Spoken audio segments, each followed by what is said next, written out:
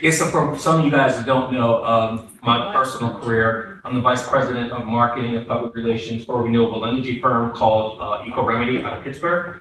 And what we specialize in is the destruction of volatile organic compounds, PFAS, you guys may have heard about that, which is really major, and also microplastics. And right now we are targeting the wastewater treatment industry because that's where a lot of the stuff is coming from, because they were built 50, 60 years ago and they couldn't handle all that stuff. So the technology that we provide is called gasification, where we actually take the solid waste from the wastewater treatment plant and we take that to our gasification company and slowly burn it until we create a syngas that then makes the unit sustainable. But it also then removes all the harsh chemicals from the process, which means now we have a viable product that's PFAS free. We just got test data back, which is why I was late yesterday, that says we're also removing it from the air. So we partnered with a company called Hazen and Sawyer to do this testing with tons of research laboratories. And as of right now, we're the only company in the world that can do this effectively and efficiently. So I have a lot of writing to do. So, yeah. Is your company independent? It's not not No, it's private. It's private. Yeah, so that's why I was late today. All right, guys, good. So any questions from last week? Any feedback? So I think last week we talked about like my why I did what I did, why, what drove me to that research.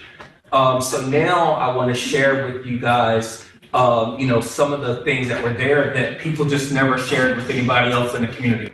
So here's something that I put together called Life in the African American Community of Cambridge during the era of the 1960s. Now, when I was doing my research, this was a hard find. So can we start moving the slide down? And again, this is stuff that people don't know. So when it comes to unemployment, click please, there you go. That was Phillips Packing Company, and we talked about Phillips last week, where they had jobs for 10,000 people in a town of 10,000 people, where race wasn't an issue because they needed bodies to work. But when when World War II ended, they had became fat and happy off the contracts for World War I and World War II. They didn't diversify, which is why the plant started to close down. They moved the African American community into an unemployment rate of 70% because it was a movement to protect the white job versus the black job. Right, next. All right, so there you have guys extracting cans. In 1937, here, you guys don't know, another big industry here was the tomato industry. So there's someone skinning tomatoes, and I'm telling you, it was like digging for bodies to get this stuff. Skinning tomatoes, next. Here you have Slakeland's Oyster House, which is another large employer here for African Americans. There you have a guy shucking oysters. That's Rob Roy's shirt factory. So my grandmother worked there, so all of my school clothes came from Rob Roy, by the way.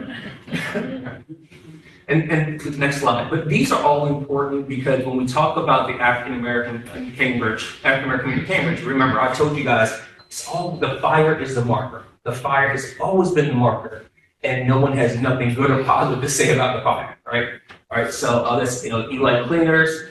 This is a very popular community lunchroom. I actually found an ashtray that I bought on eBay from that restaurant a couple years ago.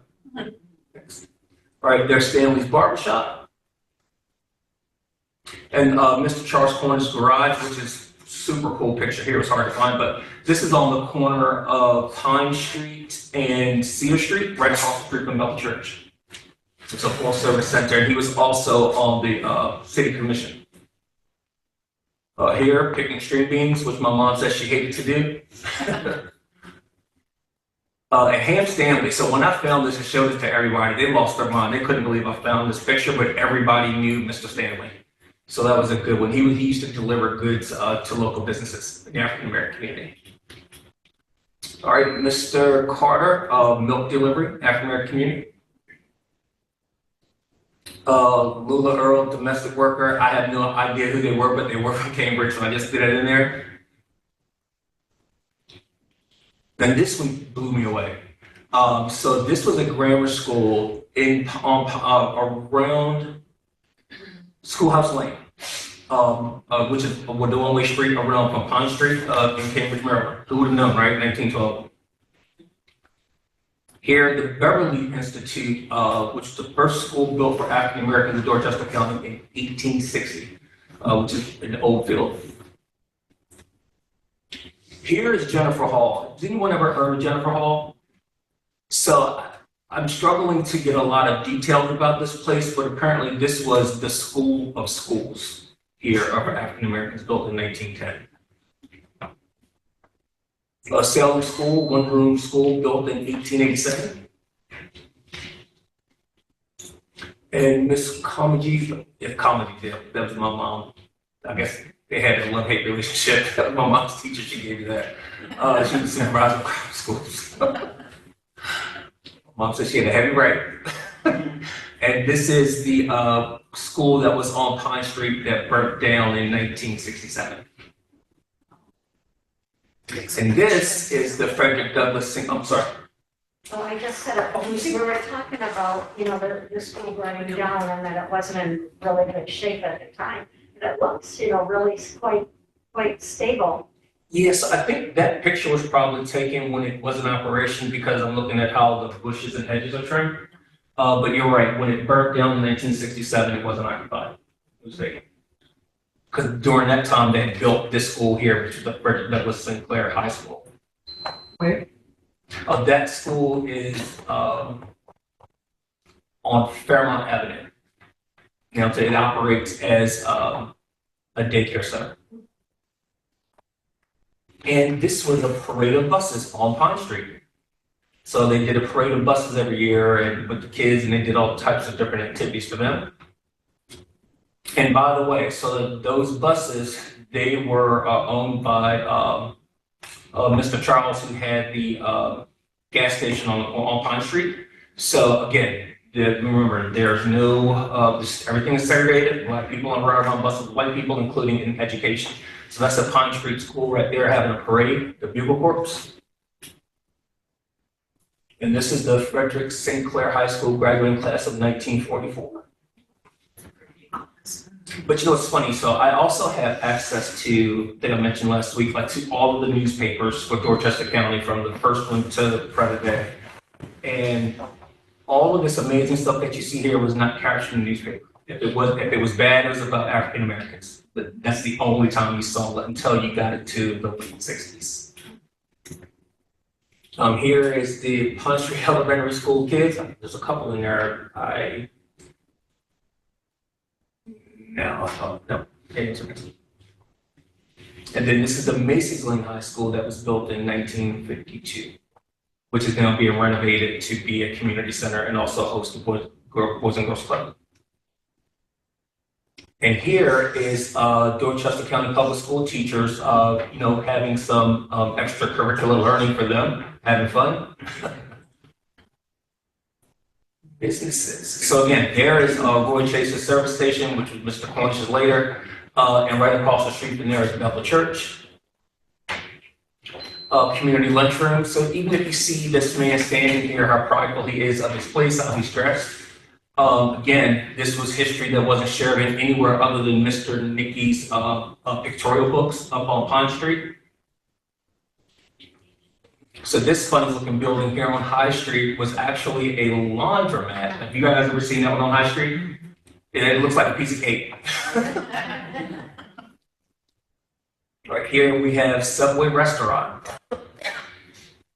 You guys standing out there in 1928. This club was called Green Savoy. Very, very, very popular. Had pool hall, hotel, dining hall, and dancing. So that was one of the reasons why there were a lot of people coming here to Cambridge for the nightlife that actually helped keep the community going after the jobs left here. So one thing I was able to identify is dollar flipped 7 times before it left this community. 7 times. Yeah. Right, next. O'Kay's Cleaners and Blacksmith. Yeah. So everyone knows the Camper Sisters, right? The famous biscuits, right? And that store was on Race Street. It's still this. You see how it is? What's that? It was a pharmacy, now it's a store. It's on the corner, right? It's got that part up here that looks like an apartment. Yeah. It is, I just noticed that. This building is like still there and the top and everything is just like the structure's the same. All right. Next.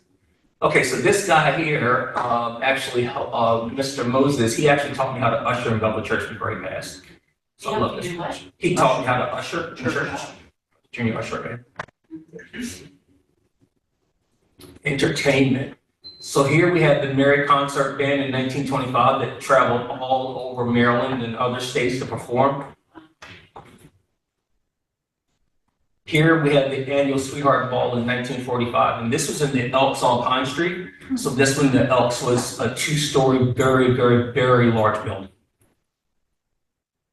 So again, when you see all those people, you see that money. Right now you can see where that money is. Next. All right, here we have the Metro's Jazz Trio. Were those mostly people from Baltimore then? So probably more from here, some from there. But yeah, but I mean, you'll see there were a lot of social clubs here in Cambridge that were African American. A funny story about the Elks on Pine Street. The Elks on Pine Street was founded, I believe, in 19. It was before 1910, and after 1910, the White Elks was just named the Elks Lodge, and so when they started their lodge, they wanted to use the same name just to be African American, but they said no, you can't use our name. So the Elks on Pine Street called themselves the New and Improved Benevolent Brothers Orders of the World. So the White Elks didn't like that, so they tried taking the court to change their name, and they couldn't. So that's why the Elks is named what it's named today. Yeah, so that was that. Next. This was Billy Eckstein on Pine Street in the Elks. Yeah, it's fascinating history. So were there motel rooms then for people who were visiting from out of town? Yes, so there was one at Green Savoy that we just saw. Okay. And then there was a really big one that was on the corner of Pine Street and Cross Street. Yep. So remember last week that we talked about boats coming over from Baltimore to support the for entertainment? That's one of the steamboats coming in to Cambridge from Baltimore. And that's one of the advertisements that I was able to find. We can't even talk them into doing that now. All right, all right. Yeah, so this place, yep. Oh, there it is. Yep, there's another one. Big excursion. There's the Elks name, IBPOE of W. Yeah, $1 round trip, children 50 cents. Well, if they only charged $1, would they probably get people to go? Right. Milton Moloch, he was a famously known saxophone player from Cambridge. This guy here, he ended up, he became famous. His hit song was "Come Go With Me," but he was Cambridge, Maryland. This is the Tidewater newspaper, just talking about the stuff that was going on in Cambridge at the time. So just do that in there. I'll make all this stuff available for you guys. And this was the Sinclair Band. This was the high school band in Cambridge in 1944. Okay. Here we have a Elks convention. So this happens every fall, still to this day, where all the Elks come together to support each organization. And there's parades, foods, they give out awards for different competitions and stuff like that. All right, so this is Bethel Church, the church that I go to. This is the church as it was in 1896, but we were founded in 1847 under Richard Allen. And this is Bethel in 1940. And if you look at that, in the middle of the columns, that white circle, the Tiffany glass from the building in 1896 is actually there right now today. And this is the Young Men's Progressive Choir. My grandfather's up there somewhere. Up there he is. It's my granddad. What's the term progressive choir? Is that associated with the type of singing, or is that? You can have a choir with 10 words in it. It could be the Alabama choir, praise and worship, or whatever like that. weren't singing old stuff, they were Right. singing. Right. Oh, okay, there you go. This is Wall Church, so this is a pretty interesting one, because I've never saw a wall like that even before they reconstructed it, they tore the other one down in what, the early 2000s? Or, yeah, so that's wall in 1896. And this is interesting, so remember, that's a new wall, but wall was founded in 1826. Yeah, so. And that's the old wall that they tore down. This is Zion Baptist Church, so this is one of the churches that burnt down on Pine Street, and they were actually able to rebuild on Cross Street. Is Zion Baptist Church of God Choir. There you go. Whatever they. Yeah, this is St. Luke, which is pretty cool. I didn't take that one. I wasn't sure what it was. And here we have the Harvey Chase Singers, St. Luke, a very popular group. They used to travel. Just my Aunt Montella's there. Is that a photograph or a painting? It's a photograph. It's different colors. Yeah. This is Bethel Andy Vacation Bible School, and I have so many relatives in this picture. But you're not there. Oh, this name. This. Too far. Oh yeah, that's gosh, my uncle. Oh, so this is a funny story. So this is my uncle here. His name is Butch, and my grandmother knew that they were getting their pictures taken, so she was like, "You will be wearing pants today," and he's the only guy there with pants on. All right, another Sunrise Gospel Singers. There's a little Great Alamo in there. Right. So this is the Cambridge Big Five basketball team, 1942. Barrel race at Phillips, 1940. Maceland High School girls basketball team. Yeah. This was Pool Hall in Green Savoy, the club we saw earlier. This is the Cambridge Orioles, 1934. A Day at the Beach. And I want to say that was, gosh, what's the name of the beach? Cars Beach. But I'm not sure, but I think it's Cars Beach. That was the beach where all the African Americans went to. Not too far. All right, wading in the water. So I don't know if you guys, if you're from Cambridge, when it flooded here, you could literally swim in the streets if you were little. So we did a lot of that. I did that when I was young. I was born in '72, but they've been wading in the water after a nice rain here. Fields Day at Old Fairgrounds. So you see a fairground somewhere here for African Americans, and they would come together and have these fairs several times a year, not just once a year. All right, law and government. So if you guys ever drive down Pine Street, you see this abandoned pink house, really tall house. This house was owned by Stephen Camper. He actually built the house. He was a self-taught attorney, passed the bar and everything, self-taught. Mayor McCall Noon also stayed at his house, but he was a attorney for everybody. Yeah,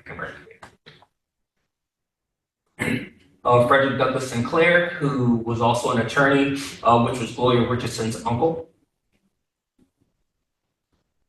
Here we have Randolph Pope Jews in here, which is the black guy. Back then, he could police the black community, but he could not police the white community. But everyone loved him because he was a good guy. So I met him before he passed. So I have a question. Yes. Is he related to the guy who I think was head of Blue Cross Blue Shield? And there's a judge named He's Jude? related to the judge. Not sure about the stuff. Yeah. This guy was the detective, and he said he loved the party, and I guess you can see it in his face. That was Mr. Sinclair, who was Gloria's grandfather. Served on the commission for 34 years. And that's Mr. Charles Cornish. He owned the business on the corner of on Pine and Cedar, right across the street from Bethel. That's a garage. Yeah. And that's Mr. Watkins, Commissioner of the Second Ward. And the fire department, the police department's named after him. It's been a long time. Yeah, 31 years. Now Nichols is in that position a long time. And that's Samuel Wilkins, second police hire by the Cambridge Police Department in 1948. Military. So, I worked with Dr. Smalls, if you guys know her, to kind of get some history. I mean, so what about military? So, found this guy's from Cambridge, Maryland.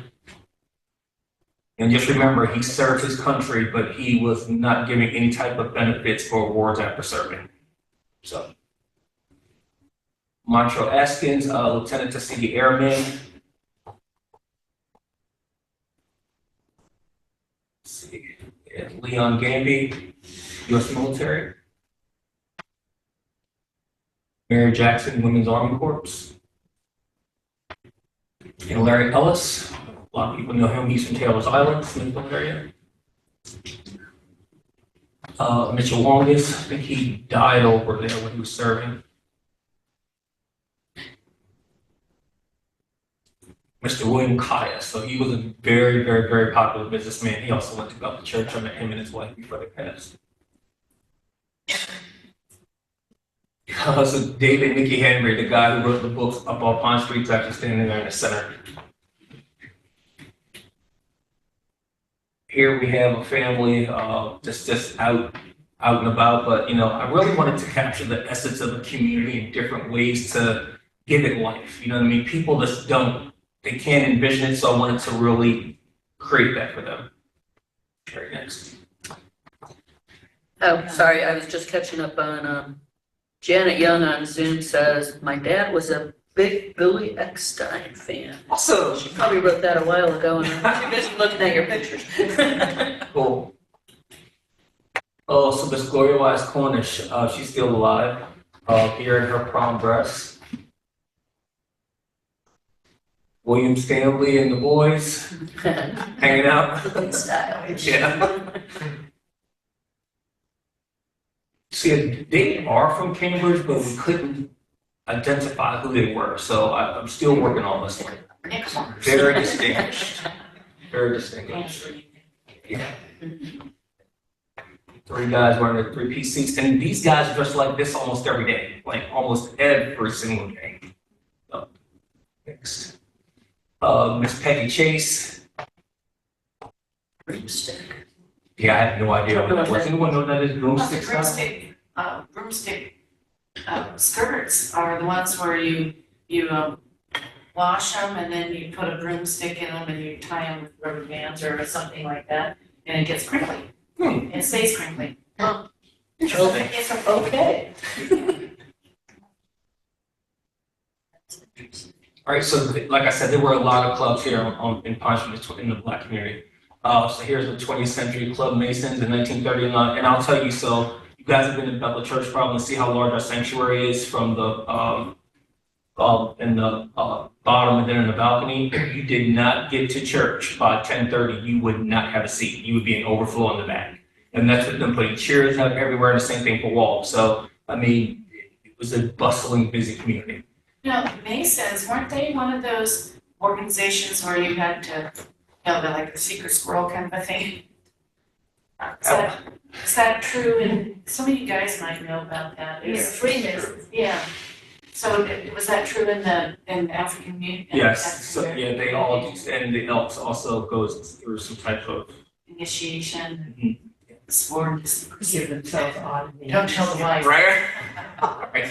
I don't know about that from my Flintstones. Hey, so this is the literary social club here. So 1939, they opened the first public library on the Eastern Shore for African Americans in 1939 on Pine Street. So until then, there was no library For African Americans on the Eastern Shore.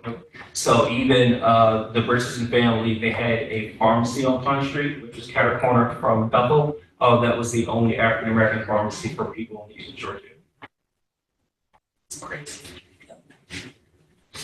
There's a library. All right, the progressive Dorchester Temple. So these are the ladies that would, was part of the marching band, the Lady Elks, all from Pine Street, community area. Boy Scouts of America, there is my uncle. Let's see. My Uncle Elton, that's my cousin Kevin. This Mr. LeCompte. Yeah. All right, the Business and Professional Men's Club. The Business and Professional Women's Club. The Council for the High School. Of Future Teachers of America. FBO. No, yeah. Future Business of America. So now, okay, got it, thanks. Cedar Meadows Rod and Gun Club. All right. So this is Victoria Pender. She was the Dean of Midwives here on the Eastern Shore, and she was known for making sure your baby had an innie and not an outie with the navel, so that was her specialty. She did something that would make sure it would be outie. So I'm going to say. Dr. Sinclair. This is the guy here, which is Boyd Richardson's relative. Here we have Dr. Fassett. So you know Fassett and McGee, that's on Muir Street's named after him and Nurse McGee. That was Dr. Brady. I loved him. This was Maxine McGee, who's also the senator named after her too. So Fassett and McGee, very well loved nurse here in Cambridge. So the Harriet Tubman ambulance, I think we told a story about that last week. And for those of you who are here with us today, there was an incident where my great-grandfather, Will Banks, who passed for white, had everyone knew him as a businessman owning a lot of houses on Washington Street. And one day his son Bobby got injured. He called the ambulance to come pick up his son. They see his son. They said, oh, we didn't know he was mixed. So he had to walk Bobby to the hospital here in Cambridge.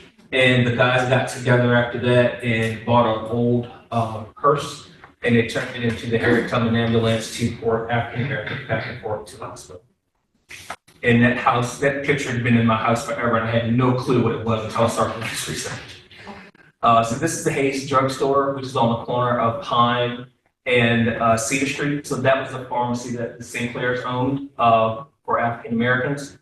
And it's funny, so this house was apparently constructed there, and the top of the building came from an old telephone company that was on High Street.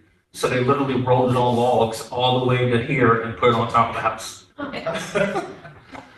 Now the house owns that. So this is Dr. Bryan was the dentist.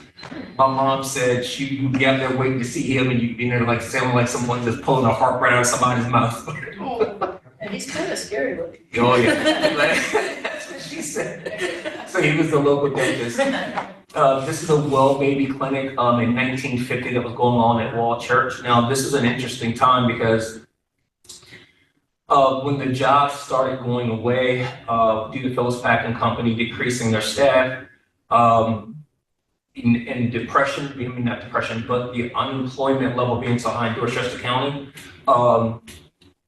and all across the country, there was a program that came out where if your state could actually or county could ask for food to feed people, and our Dorchester County leader said no. But General Gelston, who was here during the 60s for the Civil Rights Movement, said, no, we need it. He did all the paperwork and got the food here. So it was a little later than that. But yeah, so that picture is people there in the Wellness Baby Clinic at Wall. All righty. Yay. All right, so that's that. Let's pull up the walking tour.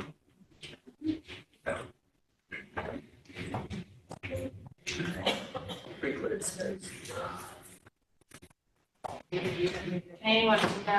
Close all tabs, close current tabs. Oh, now I should have done that because now I don't have it.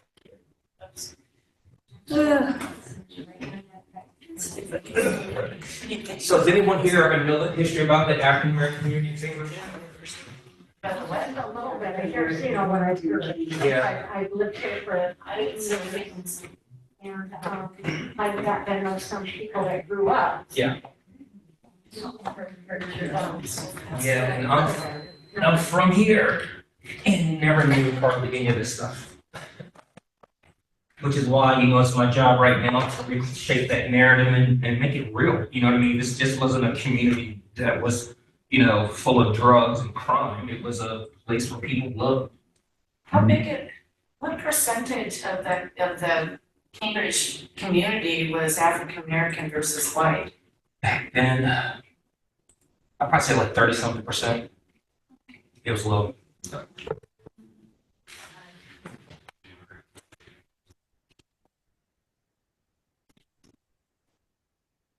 Dorchester right now would be about 40% non-white. Yep. They looked like they were having a lot more fun than white people. Does that include Latinos? But that's a small population of Dorchester. It's just a much smaller percentage of the population.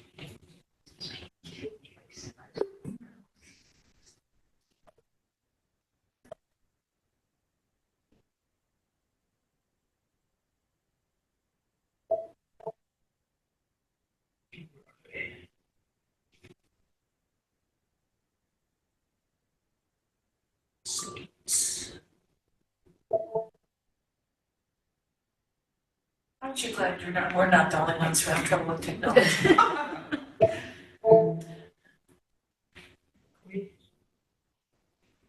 And he's younger. Yeah.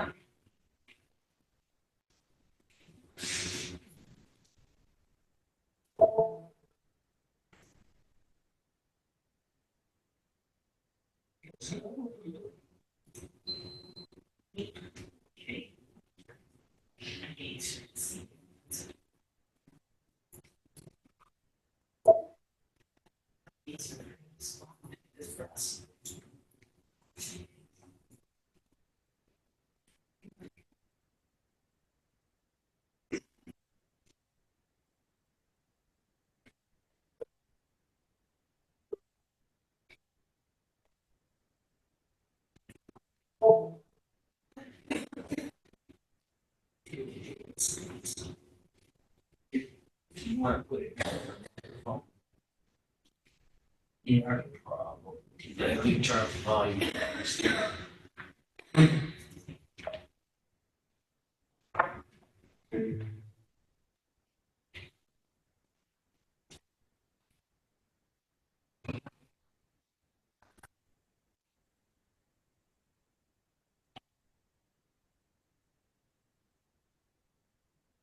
Yeah, that would be easier for you to see if you put it up on the podium.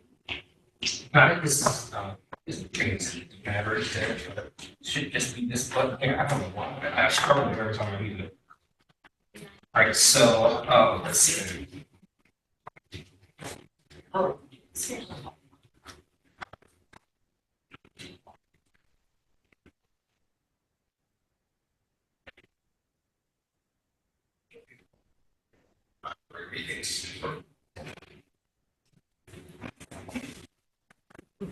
Put it right down that line where speed is.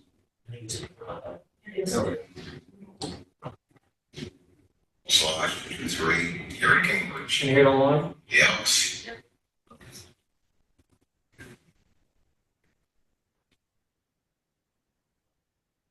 All right, guys, so we talked a lot about my why and why I thought it was so critical and so important to do this work and all the 5 years that we put into this work from 2017 to 2021 when we launched Reflections on Pine to piggyback off of the 5th anniversary of the Long Hot Summer because we knew the world was going to be talking about it. So we wanted to tell our story and make sure the world knew that we reclaimed our narrative. And a lot of things we wanted to do was make sure we had takeaways so people can continue to learn about these experiences. So one of the tangible takeaways was this Pine Street walking tour. And I think I told you guys last week this tour came together at the very last minute, and I was like, hey, how cool would it be to have a tour? So, and there was like, who would come and who's gonna write it? Are there enough steps? I said, stops. I said, don't worry about it. I will write it myself, right? So I wrote this tour, and Keisha Petticolis, the other co-founder of our nonprofit, she found the money for it. So again, this tour became so popular as a printed tour that the state of Maryland now makes it its first day walk tour for the spring. And so far, we've programmed with over 2,000 kids and over 1,000 adults with this tour. All right. So it became so popular that it's now an audio tour. So it's very good. So what I want to do is play some stops for you guys to really understand the depth and the why. Also, just scroll up or go next. Yeah. So this kind of gives you an overview of the Pine Street community because no one was really telling the story. Again, the fire was a marker and it was just a tragic event, and that's all people talked about on both sides. So this talks about Pine Street and how it's part of Wall Street. Next. And again, so here are some of the pictures that I was able to collect, I put in here, that, you know, kind of gives the community life. Here we talk about Gloria. There's a picture of the fire. We talk about how this was the only adult-led affiliation of SNCC in the country. We had the longest occupation of the National Guard in the entire movement, which was 18 months. And under Gloria, Cambridge was the only place in the United States that actually came to some form of agreement, which was the Cambridge Peace Treaty that we looked at last week. Right? And this is the walking tour. So we actually came up with stops on the map. We mapped it out, and we had to do this to get the money for the funding to get it printed. But this is the tour. So Long Wharf loops around and goes back downtown. Next. All right. So Long Wharf. So again, I'm going to play for you guys a few stops. Welcome to the Pine Street Tour. My name is Deanne Banks. I'm the co-founder of the East Detroit Network for Change. You're standing now at the first site, which is Long Wharf. Long Wharf began in the 1820s as a 600-foot-long pill-and-plank steamboat wharf extending from the natural shoreline to about where today's Bridge Street paving ends. Cargoes of timber, tobacco, and farm harvests were hoisted by dock workers to awaiting ships. During the early years of the slave trade, this is where enslaved Africans were bought over and sold as property. This is a very significant part of this tour because for a lot of African Americans who are still here in the city of Cambridge, Maryland, their lineage starts at this point.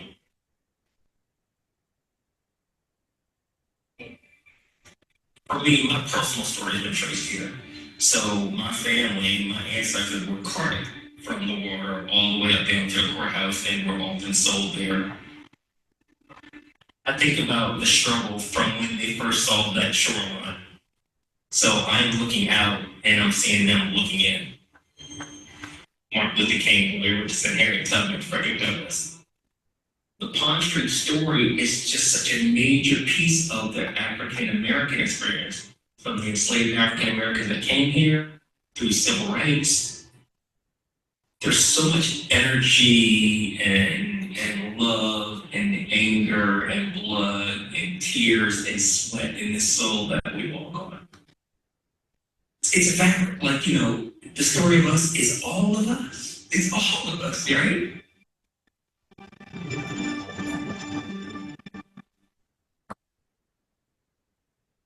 Yeah, can you raise the volume on your phone? That might I help. checked with Zoom people can hear it, okay. They can. Okay. Oh, yeah. Could I Bluetooth to that? Or? You can. You just enable it.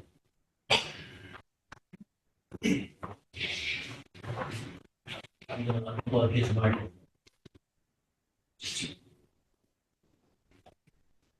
What's the name of it? It'll be Bose.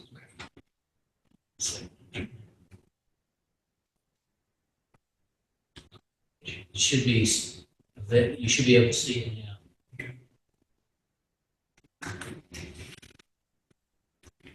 This is the first time I've tried this.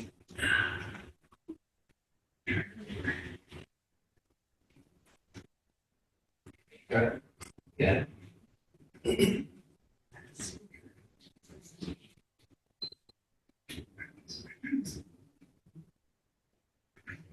Okay, so when you hear that now, which was me, of course, no one was telling these stories. A lot of people don't even know we have the second deepest port in Maryland, second to Baltimore, which is why we're able to take in some of the ships that we see today. But to me, there was no value in telling this story because no one decided to tell the story. So I'll give you some history about my family. So on my mother's side, my lineage goes all the way back to probably what they used to say, the sun plantation, right? So I kept doing my research, whatever, and my ancestors did a lot of writing, and it blew my mind. How did they learn how to write this much? It was just kind of odd and weird. I mean, the Bibles, they recorded births, they recorded marriages, they recorded deaths.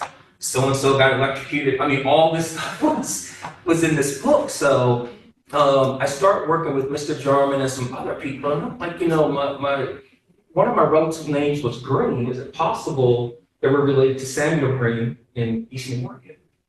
And we talked to some local historians. They were like, no, we don't think so. Sam Jr. ran away to Canada, and we do have information on him. He changed his name, whatever. And they said that his daughter, Sarah, was sold by Dr. Muse when he found out that his brother ran away as punishment to Samuel Green. He got arrested. So doing some research, I found out that Sarah had a daughter when she was sold by Dr. Muse to a traveling pastor in Missouri. Her daughter ended up coming back to Cambridge, where then she started the lineage here, which is all written in the Bible. So now, what we're researching now is that we believe Samuel Green is Harriet Tubman's uncle. So we're working to verify all that right now. So that's in the process. So a lot of historians right now are working on that. So we think that Sam was her uncle, which would make him the daughter of the slave that came over, who would tie him to a slave ship, pretty much. So that's pretty interesting. And on my dad's side, the bank side, so there's like 3 sets of banks here on the eastern shore of Maryland, and we're not related to either one of them. So I'm like, okay, how are we not related? Blah, blah, blah. Mr. Banks across the street from me, oh, you're my cousin. I'm like, I know I'm not. So did some research on my great-grandfather, Will. So I told you guys that he was mixed, but he could really pass away. This man looked white. So did some research on the family, and I got hit on Ancestry. So I was like, okay, let me follow this through. So there's a guy in England I was talking to, and he was like, yeah, well, check these records out, and this and that. So they always said that my great-grandfather, Will, was born of a white man from England and a black housekeeper. She was Haitian. So, okay, whatever. So this guy sends me on this rabbit hole, and I literally identify where my great-grandfather's father actually came over here to Virginia, and they brought like 15 people with them, just a party. They didn't do anything else but party. They came over here, they just set up their businesses, they're all in the newspapers for being crazy or in books, and they left, most of them left over, but my great-great-grandfather stayed, right? So that's how I connected my family to the ship. So now, it's okay, well, how did they get over here? So long story short, because of my connections over in England, I've been able to trace my dad's side back to the Plantagenets, which is pretty interesting, which is before, King Henry and all that. So, yeah, I feel like something's calling me to tell these stories. Yeah, sorry. She gave Henry the escape sign. So where were the plantations? Plantagenets. So that is the English group before the King Henry I.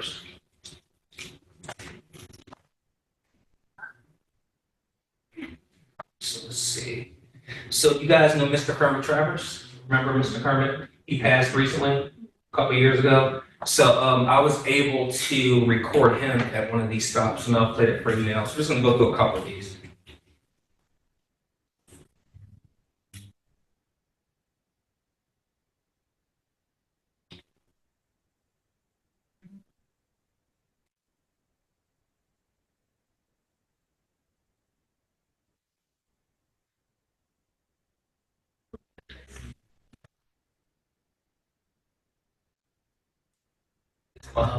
Oh.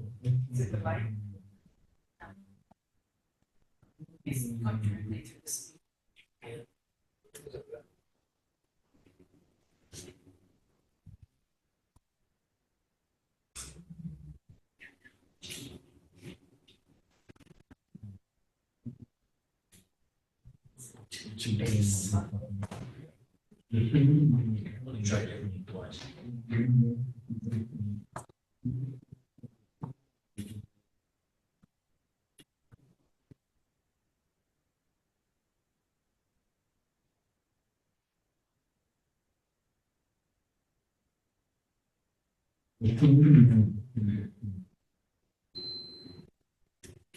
It's a lot of working on that. My intention is to give all of these stories life. So I want people to be able to hear it. I want the voices. I want them to hear the water. I want them to know the experiences. I want them to connect with the voice, the feeling, the passion, because it's a very important story. I always tell people when I'm talking all over the place that, like, I don't think there's anywhere else in this country other than Dorchester County where you could come and experience all of history from the Native American to present day. Like, you could go out right now and find an arrowhead if you want to. If you go down Long Wharf, you're literally walking in the feet of not only my ancestors who were enslaved, but you're also walking in the feet of the people who actually founded, Dorchester County, founded the city of Cambridge. Last week we talked about how when settlers came in, they would look for the highest point of land, and they would either name it High Street or Ray Street. So, High Street. So that street is named High Street, and on that street, there's the first post office, the first jail, the first courthouse, and the first bank, all in the exact same places when they founded that place. So we're all walking in those footsteps. Can we just stop trying to make that work and go with what the other, That was fine. That was fine. Okay. Yeah. Cool. All right, got it. Awesome. we just couldn't hear anything from back here because the talking kind of fix it. Okay, no worries. Okay. All right. So the next one I want to play for you guys is the one that's from Mr. Hermit. Can you get the traffic on? I'm Dion Banks, co-founder of the Eastern Shore Network.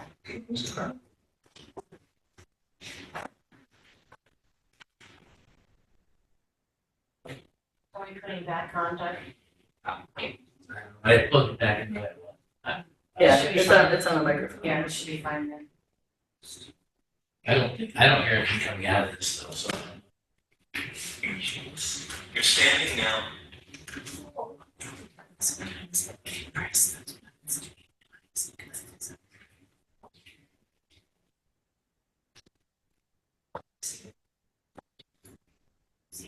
At Cambridge Creek, like Long Wharf, a few blocks away.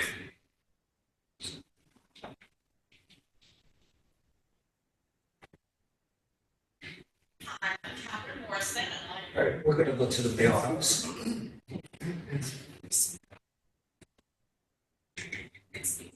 Does anyone here know Miss Catherine Morrison who bought the bail house on Ray Street?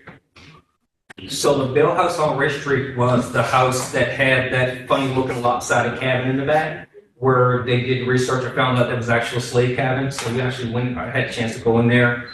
They still had broken plates and utensils and stuff in that place in the 2000s where enslaved people occupied that space in the 1800s. So it's people like her who have respect for spaces like that said, hey, let me call somebody, versus other people who probably tore it down. So because of that, we actually started looking at all the properties on Ray Street, and they all had foundations for slave houses. Yes. Before you start, will you do me a favor and pick up the microphone and just kind of blow in it so we can make sure? Okay. All right. And the Bailey Slave Cabin here in Cambridge, Maryland.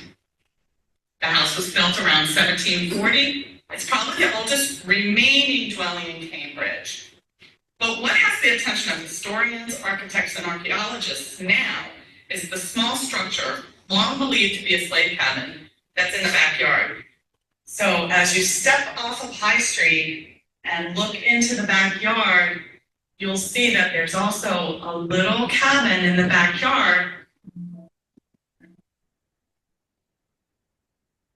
In the summer of 2018, a team of archaeologists came to do archaeology around the structure, and to their surprise and delight, they found hundreds of artifacts. Dr. Alexander Hamilton Bailey, a very prominent position in this community, was actually a very kind, philanthropic man, but it was also common in his time to own slaves. The Bailey family did own slaves in the 1800s, and historians have documentation that shows how Lizzie Amby, who was one of Dr. Bailey's slaves, escaped with her husband, Nat Amby, on one of Harriet Tubman's Underground Railroad routes. It humbles me to consider the trials that people were willing to go to obtain their inalienable right to the self-determination. I am awed by their bravery to find the freedom that they deserved. And I think it's very important that these forgotten people are not forgotten, that they're remembered, that they had lives that mattered. They had joys and sadness and plans and disappointments, and they deserve to be remembered, both as individuals and as a part of history that we need to never allow to be repeated. All right, so just remember what I told you guys earlier. Someone asked me when I came up with the idea in a snarky way, who would take the Pine Street tour and are there enough stops? Who would take it? I was like, okay, no worries, I got it. So I learned how to produce and everything here. Has this tour helped with change? Tremendously. Like this tour, from an economics perspective, it brings a lot of tourism here now. But people have something to talk about. You know, people have something to talk about. We reclaim the narrative and we're telling the truth. When is that tour? How would we know when it is? So Keisha and I, the co-founders of Eastern Shore Network for Change, we do guided tours if we're connected. But it's a self-guided tour, so the pamphlet's available from the county. And if you're at the corner of the courthouse where they have the big marker that shows my fifth great grandfather Samuel Green, you'll be able to pick one of the tours out from in front of that. And is it on your phone? Yes, it became so popular that the county paid for an audio tour, so you can actually download it now on your phone. I mean, this thing has skyrocketed. I mean, like I said last week, we partner now with a school called World Leadership School that sends us kids from all over the country, literally, to come spend 4 days with us. So I wrote a curriculum on the African American experience in Cambridge on how to create the change that you want to see. And then I wrote another curriculum to focus more on the Bay, where we follow the life of Dorchester from spat to dinner table, to really get kids focused on, saving the Bay, our waterways and things like that in our environment. So do the schools take their kids on a regular basis? I mean, and I was thinking it should be mandatory for any elected official or, the people that are trying to plan the community now. Yeah, we get more calls from out of state or across the bridge. We've done nothing with the public schools here. For Juneteenth, we had 650 people here from Petco, utilities that took our tour and all that stuff. Businesses call us all the time, but nothing from the local county, city, schools. You talked to the superintendent of the schools about? Yeah, they all know. So, Did they just assume that this is part of their heritage, so they don't really need to be busing kids down to Cambridge to see this? Well, I said locally though, with our local schools in Dorchester, I think they have bigger fish to fry, bigger problems. right now. I mean, it's pretty rough in the school system, especially the middle school. So I think they have bigger fish to fry right now than this. What are some of the changes that the kids have come up with in the World Leadership Program? Yes. Okay, glad you asked that question. All right, so the first group that we had, I didn't share it last week. Did I share it last week? No? Okay, all right, cool. So the first group that we had, when we challenge these kids, we give them journals, I mean, all different types of stuff. We keep telling them, focus on the problem, look at the 5 whys. We're creating a problem statement, we will find a solution. And the first class we had were just so reluctant to say, good guys, come on. So this little kid, he says, hey, I got a problem. I said, well, what's your problem? He said, well, we have 3 lunches at our school, and by the time we get to third lunch, which on there are no chocolate chip muffins. I said, well, let's talk about chocolate chip, right? So I was like, why don't you have chocolate chip muffins? He says, well, I think they put them all out at the same time, and everybody eats those first. I was like, okay, great. I said, so we got to verify that, right? I said, so from our class, in order for you to create change, what do you need to do? You need to be a part of the deciding body, leadership, council, or something that can actually bring those problems to light or connect with them, right? So their dean was in back of me the entire time. And I said, guys, can you run for school council? Blah, blah, blah. And it was like, well, yeah, but it's closed down. So the dean was in back of me. He's like, Dion, he's like, this is amazing. He said, I'm going to open it up just for you today. So we opened it up. The kid got on council. He reported back that they had chocolate chip muffins now on all 3 lunches. And he said, another one that we had was from a young lady who was Latina. And her dad, she was from California, and her dad opened up a medical center for the local community. In the heart of the community where he thought the need was, and she was like, no one comes to this building. Like, no one comes to see us. We don't understand the why. And I said, okay, well, let's go through the 5 whys. So we went through the 5 whys. We talked about immigration, trauma, all that different type of stuff. So she reported back that her and her dad got out to the community. They had backpacks. I said, get your backpacks, get your flyers, get water, get takeaway for them. And I said, start engaging with the community, introduce yourself to the community, become a part of the community. And she said, numbers went up. So those are 2 areas, but we've worked with kids on everything from identifying sex trafficking in the community, to the older classes. What else do we have? Because of what I do for work, one kid actually got me a lead in California for my gasification technology. So his dad called me, we talked to it, and we got an opportunity out there. What? A lead for my job for gasification technology. Yes. Yeah, sorry. So, yeah, but I mean, we have all types of meaningful conversation with these kids, and we just charge them to go out into this world and create change. Yeah. Good.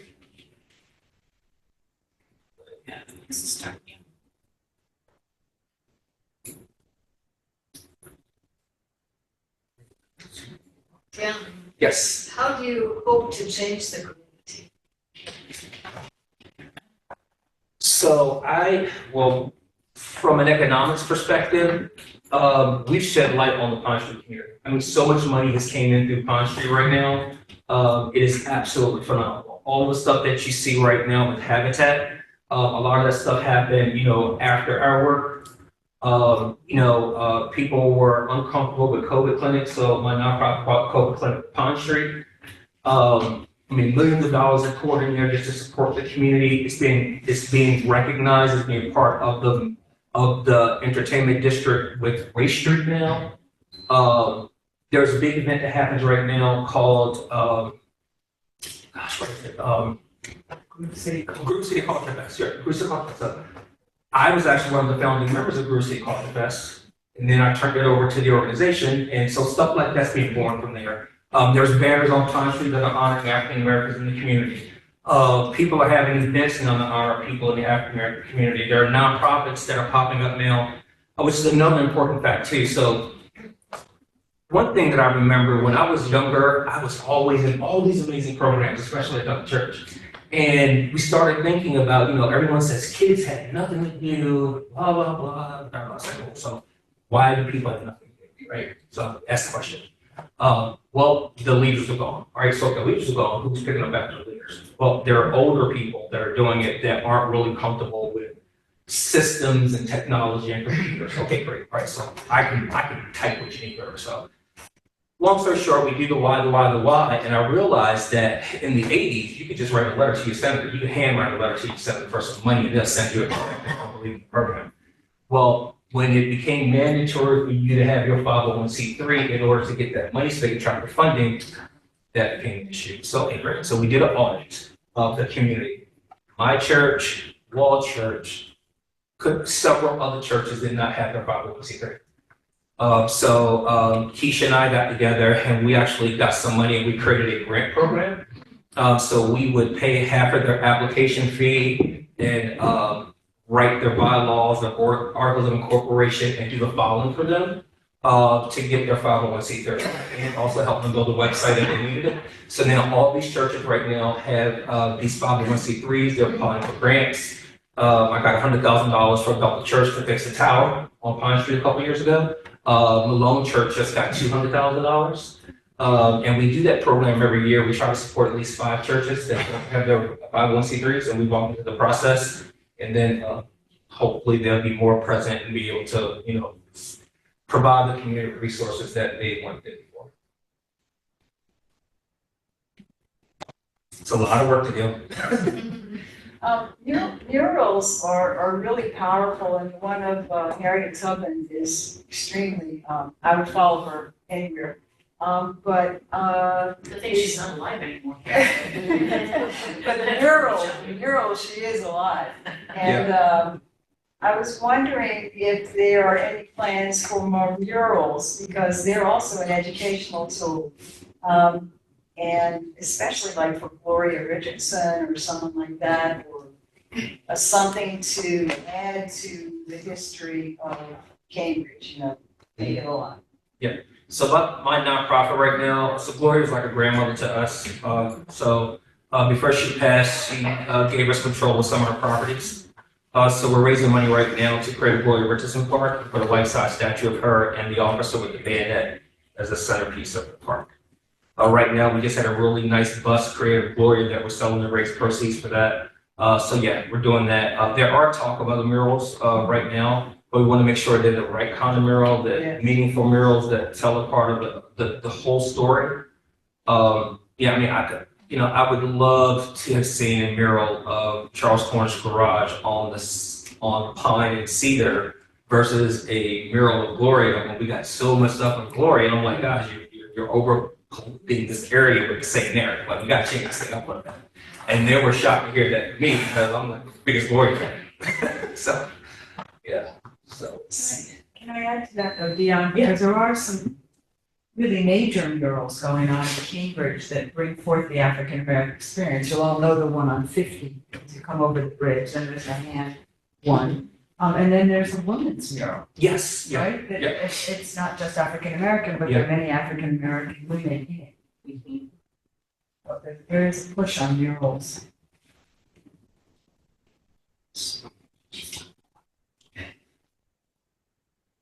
So if you guys see the office there, Josiah Bale's office, I don't think I have to record that one. But anyway, you guys heard of Patty Cannon? You guys know her involvement in Dorchester County and all up and down Maryland. So Patty Cannon was a famously known slave catcher, where she would not only catch runaway slaves, but she would kidnap free African Americans and sell them down south to slavery. When she got caught, she was actually held in the Cambridge jail on High Street, and Josiah was his attorney, her attorney. So that little office that you see there, she actually physically met with him in that little office. She was later tried, found guilty, and was sent to prison in Delaware, where she later died. But her skull travels all over the world for people to just look at. Her skull, little. I think it's in England now or somewhere. Her skull. Yeah. Right, can you scroll up for me? Yeah.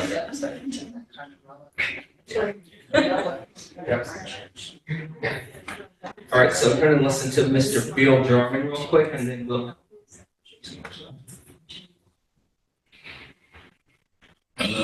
Bill Jarman, born and raised in Cambridge, Maryland. This lot once was the site of the Pine Street School, which was destroyed by fire during the civil unrest in the summer of 1967.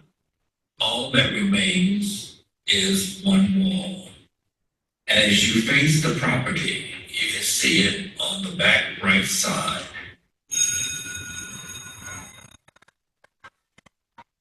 Pine Street School was built here about 1918 and was the pride of the Afro-American community in Cambridge. The segregated school building was used for classes from 1st through 7th grade. I attended the Pine Street School up through the 4th grade. It was a segregated school for blacks only. That was just the way it was. I never gave it that much of a thought as a student going to the school until I became an educator here in Dorchester County. That I may have considered to be unfair. Every classroom teacher had a skill in the arts. Our teachers were music teachers, they were art teachers, they were our physical education teachers. Our teachers were a part of the community. We attended the same churches, and so therefore we all had the same rules and guidelines. And it was truly a village raising children in the community.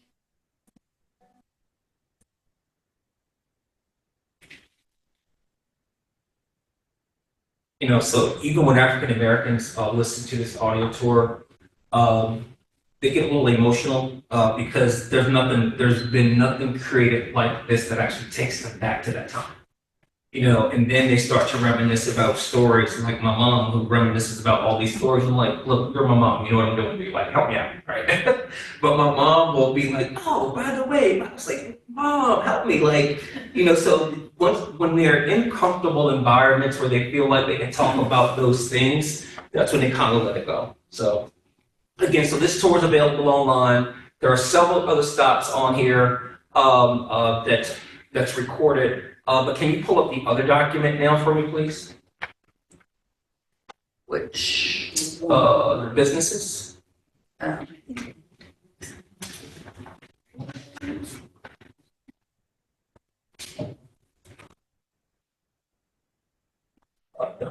That's just one. Yeah, that is an idea that's that wrong palm, but I have another one. Okay, so. Gotta come back here for it. It's the other one. Yeah. Not on Pine, businesses in the African American community. Yeah, right, yeah, you can enlarge that one, right. All right. All right, so last week we really talked about my why and what we did to help reclaim the narrative. Today we talked about the takeaways and how we want to keep to inspire other young people to create the change they want to see, but also help teach people about the fabric of our community. And this was a hard list for me to put together. So it wasn't just about those businesses that burnt down in the fire in 1967. When the economy crashed, it wasn't just those like 40 or 50 businesses on Pine. It was the businesses on Douglas. So they're on Douglas Street. You see Lillian Henson's Beauty Parlor. You see Camper's Restaurant. On Cedar Street, you see those lists of businesses there. Next page. Is there, sorry, I have to control this from the screen. Is there a way to make it bigger? No, you can't. I don't think you can do it with that. I just wanted to enlarge it. Is one of these? On the lower right side, there should be a plus. That's what I was trying to Bring say. it down to the bottom. That's it. There we go, thank you. Okay. That's easier. Sorry, guys. Okay. Oops, there, sorry. Can you explain why those businesses, even though they didn't burn down, what caused them to have trouble? Because when the economy went away and all the nightclubs went away, there was no reason for the people in Baltimore and surrounding area to come to support the businesses. So they lost a lot of customers. And, yeah, and then also too, during that time, you know, globalization was happening. There were other factors happening where other, like how Cambridge was booming, other African-American communities started booming a little later than ours. So they just could find the same stuff that they had here, there, were able to make it bigger. Oh, yes, sorry, I was on chat. You mean scoot down further or make it? Do you want to make it a little larger, text? Is that You what can you're see asking? them. Yeah. Was Right, you guys, there- can you see it? Was there sabotage of those businesses by the white community? Yep, so again, look like, so that was that street. So here's Mirror Street. So Mr. Corners, Mr. Sinclair, the attorney was there on Mirror Street. If you go to High Street, they'll keep one up a little bit for me. Yeah. There was Lily Jones, there was a grocery store. There was a confectionery store, Ed Sinclair's store. Keep one.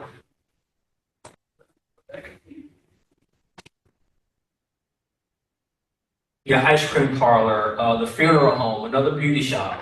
And those are all gone? Beauty shop, yeah, they're on. But these were all, it wasn't just Pine, it was this network of all of these businesses. Another beauty parlor, antique shop, Miss Gertrude, she went to Bethel. Peanut vendor, skilled worker. So even the signs that you saw on Mr. Cornish's store was done in the African American community, by how many times? Different markets, I mean, then on Pine Street, And what year are you talking about? so this would have been between like the early 1900s all the way up to like the mid 50s. And then they all didn't close at the same time. It was just sporadic, but my mom remembers just about every store on here. She was born in 1950. This was before the fire. Before the fire, yeah. So again, it gives you an idea of the community, like it was a little city. Yes. Yeah, I was gonna say, naturally, 50 years later, many would be gone anyway. Oh, yeah. The issue would be whether they've been replaced No. by equal stores and businesses in the community, and there are some, but nothing of this Oh, no. kind of magnitude and dynamism, right? Yeah, I think Pine Street became more of an area of absentee landlords. Yeah, these are all these streets now have rental property on them for the most part. But this gives you an idea, like all of this was on Pine Street. The parlor, the seamstress, the opera house, grocery stores, tons of grocery stores, no pool room, another restaurant. Deanna, I have a question online. It's a good question. Where can we get the walking tour brochure if we go down to Cambridge? Yeah, so you can get it online. So if you go to the county website, Dorchester County website, you can download it there. You can also get the audio tour there. Okay. But if you want the pamphlet, you can go to the visitor center or go to the place in front of the courthouse that has the brochures in there. Okay. So again, can you scroll up for me, please? There you go. Yeah. Well, another Dr. Hayes grocery store, another barbershop, shoe shop, shoe repair, beauty parlors, barbershop, restaurant. It's so funny that you have all of these stores that are doing the same thing, but everyone's still okay in this small condensed area. Another grocery store, beer garden, shoe repair. Yeah. So was the loss of these stores what predicates the loss of a sense of community in the Black community? Oh, yeah, well, for sure, but the fires put the nail in the coffin, because again, the perception was that they set on the fire trucks and didn't help put the fire out. So it's because of them that our community burnt to the ground, and now we don't have what we used to have. So they never built back. Yes, only two places we rebuilt, which was the Elks. The Elks built back that small one church, Elks that we see today. The other church, the one that I showed you earlier, that was in operation, it was on Pine Street. It burnt down and relocated on Cross Street, and it's still operating right now. So again, if you go down from it, just again, I mean, this is like, I mean, when you hear, you know, it's one thing when they would say, oh man, we had everything, we didn't have to go anywhere, blah, blah, blah. And you can't really, I can't see that from what it looks like now. But now I can actually see it. I see all this stuff happening. I mean, they said this was, like Ray Street was busy back in the day. This area was busy because People from Salisbury came, people from Easton came, people from Delaware came every weekend just to shop and hang out. Can you go up for me, please? I'm trying to type in the, Oh, I'm sorry. in the chat at the same time to do that, so, Yeah. no, I'm good now. All right, yeah. Yep, so this guy, Othello Marine, commercial artist, he's the one that did designs for most of the Black community in Cambridge. He's the one that did designs for Mr. Cornish. Then on Washington Street, there's a funeral home, plasterer, cleaners, like, I mean, it's unbelievable. Another photographer, remember I told you guys the story about the photographer last week who was blind, was a female, but apparently she took the best pictures. I need to do a I story still on her. don't understand. Right, me either, but they swung her, hurry up. That was one of my family shop, Bobby Banks TV repair shop.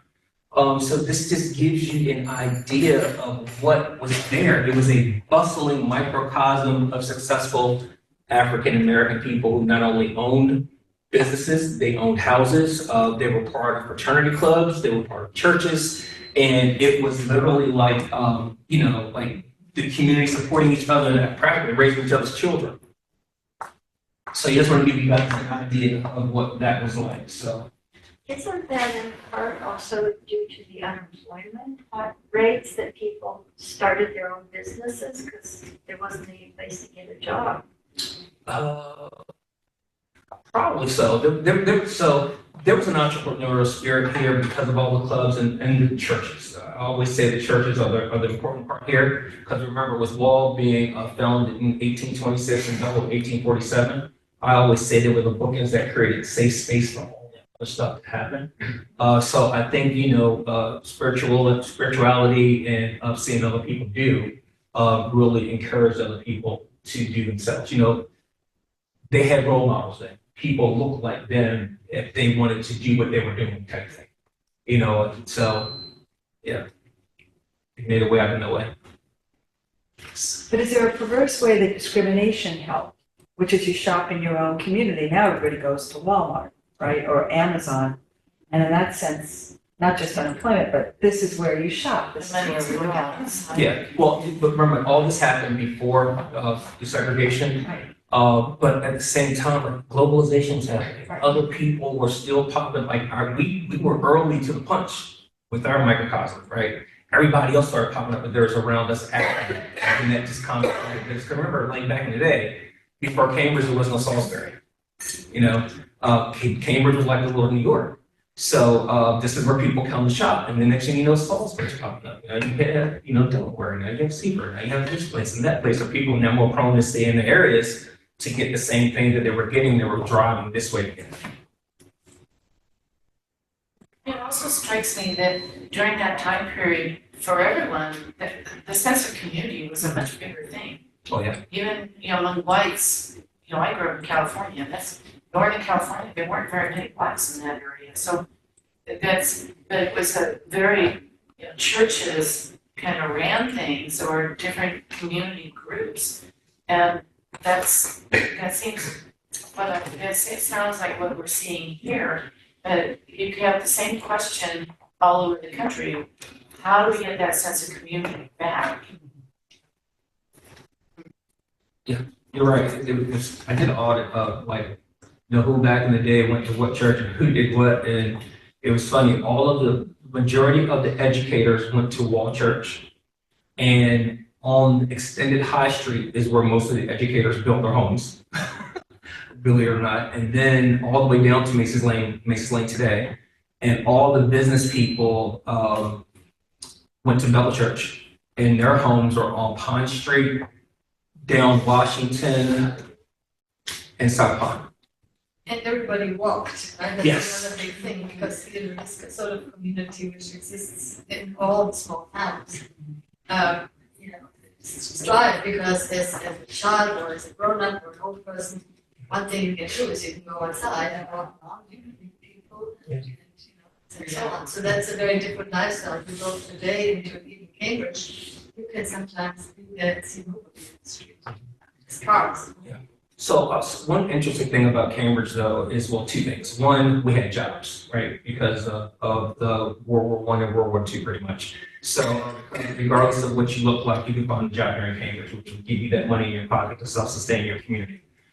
The other thing is that during the time of slavery, there was a free African American population here that was truly free doing their thing, and then there was an enslaved population. So once freedom came, there was this welcoming free community that's going to help you do what you need to do to get on your feet, whatever. But even at Bethel Church, Bethel was built by free and enslaved African Americans in 1847. We talk about the bricks there. We talk about the was built by free and enslaved African Americans at wall site too. So and because of that, because it was a group of people who all already felt were free, and then when Mr. Watkins and Mr. Sinclair was on the county city commission, they had the right to vote. They could only vote in their ward, but they had the right to vote way before anybody else had the right to vote. So there was this sense of independence more so than the Deep South. They hardly can't even eat. If you follow Fannie Lou Hamer, you know what I mean? The struggle there and in the South was way different than the struggle here. And one of the caveats of that was we had jobs, and there was a sense of pride before slavery ended because of the segmented free population. Can we get back to change? Yes. And what were your findings from all of your work, and how is it moving ahead? Okay, so one thing that Keisha and I learned is that there are a lot of people in your community with loud voices and wrong messages, right? So you've got to become the voice of reason and become the voice of truth. You got to quiet them down, because as long as they are out there saying what they're saying and they have the audience that trusts them, nothing ever get done. So there's not many boards in Cambridge that Keisha and I don't sit on. For instance, Cambridge has the curfew now for kids. So that came about because of me and Keisha's work. So about 2.5, 3 years ago, violence was pretty bad in Cambridge. It's better last year over year, got better. So Keisha, the city wanted to put together a gun violence reduction committee, and I was like, well, who's gonna run it, right? And they named some people. I was like, they don't trust you. You know what I mean? So Keisha and I facilitated a year-long worth of meetings at the police headquarters, and we went out to the community. We had chalkboards out there. We had stuff for the kids, or whatever. We met with all the different independent groups that were all through Cambridge. And the message was from the children mostly that they felt unsafe and they wanted a curfew. So people thought that my organization was pushing us like, well, this ain't me. Here's all your data. This is what they want. This is what the churches want. People feel unsafe. So we actually helped write the charter for that, and now Cambridge has a curfew. Yes. Is the curfew having positive results? Very much so. They actually renewed it at the end of last year. It is having a positive result. To your point about the message, when we talk about events in the 60s, the general public, I think, refers to it as the riots. Yes. My research years ago said it was more of an uprising or insurrection. You refer to it as the fire. Mr. Jarman called it unrest. What do we do? Well, it's funny because Gloria and all they do not, well, she's passed now, but do not use the word riot around her when she was right, because it was not ever a riot, even the night of the H.R. Brown incident. Yeah. But fire doesn't quite appreciate, I think, what was an organized strategy. Fire was just like an incident. It was more than that. Right, and the fire, because the fire happened in 1967, Gloria had been gone, the Civil Rights Act had passed, and it happened when H.R. Brown was doing his round robin speeches, if the town don't come around, burn it down. And what set that night off was that a police officer's gun went off, ricocheted, hit Brown on the side of his face. And then, of course, whatever ensues, tear gas is put out, and everybody disperses and goes. The fire doesn't happen for like another 4 or 5 hours when it's completely quiet on the street. It's never right. But what happened over many months, and there were meetings of strategy. So I try to correct people when they say riots, but I don't know what else to tell it, other than an uprising. Civil unrest. Yeah, that's what I call it, civil unrest. So, as someone who's got experience with making positive community change, talking to people, is there one or two takeaways that you would ask of us where we could help influence that positive change? One, I would say get comfortable with being uncomfortable. And secondly, if there are events or places you don't go because you feel unsafe or that you are afraid or, you know what I mean, it may not be your gig, I implore you to do so. Check it out. Even if you visit a church, you know, even if you attend a number of ACT meetings. And when you go to these different communities, and we do this with our kids. So when we're doing the tours, most of our kids are white. So we're doing these tours, and especially if it's summertime, and we get to Pine Street, there's people out there playing music and hanging out. It's just not normal. They're playing music, they're hanging out, and you see the kids tense up, right? Tense up, which is great. We want to do that. So by the time we make our way around, we do go to church, and we go up, we do healthcare, we just take a stop and let them sit in the shade and just Woosah process what happened. I was like, okay, guys, so we just went through Pine Street, we heard this, the cars going by, the music. How did it make you feel, right? So we're pulling teeth, okay, is anybody uncomfortable, right? So by the time now we've got the trust and meetings, right? So they start raising their hands like, guys, I said, this is great, right? Because Black people have been uncomfortable since 1619. I said, so we need you to feel okay with this. It's okay to be uncomfortable. You know what I mean? So what I would say too is if there's anything that you think that needs to be fixed in your community and the why, how do you process through that? You know, are there race issues here in Easton? You know what I mean? You know, are there problems with schools? You know what I mean? Who's getting their muffins? I don't know, right? But you know, if there's anything that tugs at you, that you feel like you want to fix, you know, you do it. Because guys, like this work, again, happened to me in 2012. I happened to be in Leadership Maryland that year. I was also running the campaign for Mayor Victoria Jackson Stanley, first female, first African American. And I'm studying every issue in Maryland that you could think of while I'm down here knocking on doors, trying to getting to understand what the root cause of the issue was here for my candidate. And it just, it all collided, and this is how all this work happened. Yes. How do you have a full-time job and get all this stuff done? You know, so I do a whole lot more than this, by the way. So outside of this, we do my nonprofit. We consult with churches and businesses. We write business plans. We do resumes. We help people expunge their records because Keisha is an attorney here in Easton. Are you talking about the Keisha is on the county council? No, Keisha Pecos. Oh, okay. We've adopted an elementary school where we mentor kids there. We fund a coding camp. I have a business consulting company. Keisha has a t-shirt company. And I'm in the process of writing 3 children's books. Seriously? Thanks to VA medication, yes. Now I did. 3 years ago, no. Yeah, but I tell you, it's like, I feel like something's tugging on me. I don't know if I shared this last week, but there was a period, you know, like I'm a Christian, so you're praying and you're fasting, and God starts delivering. Right? 2011, 2009, 2012. 2012 came, I was like, all right, hold up, I need to break this. Paul, okay, thank you. But literally, I was saying, pause this, like, let me get through this and whatever. So it got to a period where we won the campaign. I had the first meeting, so I needed to validate if race was an issue in Cambridge. So after we won the campaign, a week later, we held a town hall at Bethel Church and said, you know, is race an issue? It was 45 years after the fire that happened. And the church filled up with white people, Black people.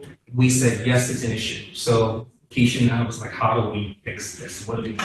So we went to work. And we knew we wanted to launch this. We wanted to launch whatever we were going to do in 2017, which is going to be the 5th anniversary of the Long Hot Summer. and piggyback off the current commission. So.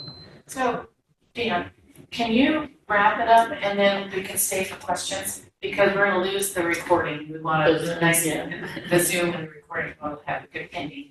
Okay, awesome. So I challenge everyone here, if there's something in you that makes you side-eye or, you know, kind of tilt your head and it's impacting you or your community, take ownership of it. Find a like-minded person just like you and have a conversation about it and see if it's something that you can, you know, create the problem statement. If it is a problem, how do you fix it? And from there, hold your people accountable. That's your city, your county, the nonprofits, the for-profits. If they're getting funding for something that they're not addressing, make them address it. From top down, you know, you'll see a lot of organizations right now, one, that work in silos, and two, they focus on the top. So I said iceberg is like this, right? That much is above the water. They focus on the top. All they want to do is to feel the stuff up here. No one's down here doing the work. So make sure they're owning what they're supposed to do. But if there's something in you that's pulling at you, do something about it. Have a conversation. Get out there and make it happen.